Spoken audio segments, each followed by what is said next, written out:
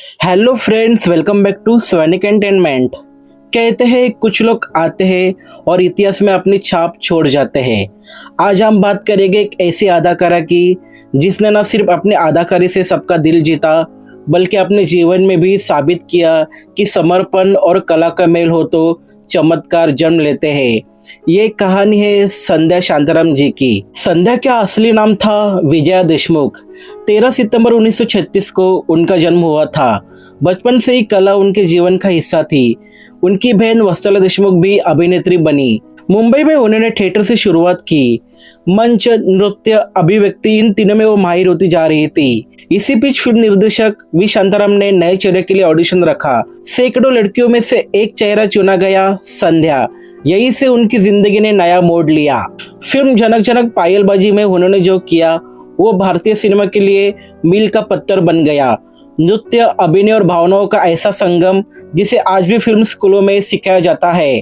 फिल्मों के दौरान ही संध्या और वी शांताराम के बीच नजदीकियां बढ़ी। 37 साल की एज का फर्क होने के बावजूद दोनों ने समाज की परवाह नहीं की और 1956 में दोनों ने शादी कर ली। ये रिश्ता जितना चर्चा में रहा उतना ही विवादों में था, लेकिन संध्या ने कभी खुद को सिर्फ निर्देशक की पत्नी नहीं कहा बल्कि एक कलाकार के रूप में अपनी पहचान बनाई। फिल्म नवरंग में उन्हें रातों रात सितारा बना दिया। उनका गीत आरे जा रे हट नटखट में उन्होंने जो प्रयोग किया वो भारतीय सिनेमा के इतिहास में अद्वितीय था। उन्होंने इस गाने में एक ही समय पर पुरुष और स्त्री दोनों की भूमिका की।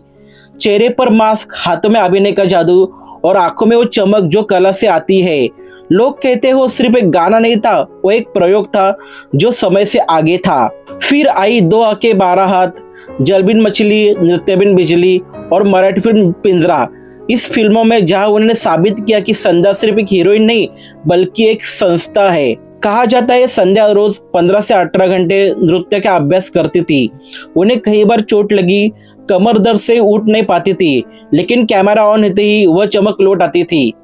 उनका मानना था अगर कला के लिए दर्द नहीं झेला तो सच्चा कलाकार नहीं बना। साल 1990 में वी शांताराम जी का निधन हो गया। उसके बाद धीरे धीरे संध्या ने खुद को लाइमलाइट से दूर कर लिया, लेकिन उनकी मुस्कुराहट, उनका नृत्य और उनका योगदान आज भी भारतीय सिनेमा की आत्मा में गूंजता है। 4 अक्टूबर 2025 को उन्होंने इस दुनिया को अलविदा कहा, पर जो विरासत वो छोड़ गई वो सदियों तक रहेगी। संध्या शांताराम वो नाम जिसने सीखा कि कला के आगे एज, समाज या हालात कुछ नहीं। अगर दिल में जज्बा है तो हर कठिनाई बस एक कदम है सफलता की ओर। अगर आपको ये स्टोरी पसंद आई तो वीडियो को लाइक करें, चैनल को सब्सक्राइब करें और कमेंट में लिखिए कि आपको संध्या जी की कौन सी पुरानी फिल्म सबसे ज्यादा याद आती है। Thank you.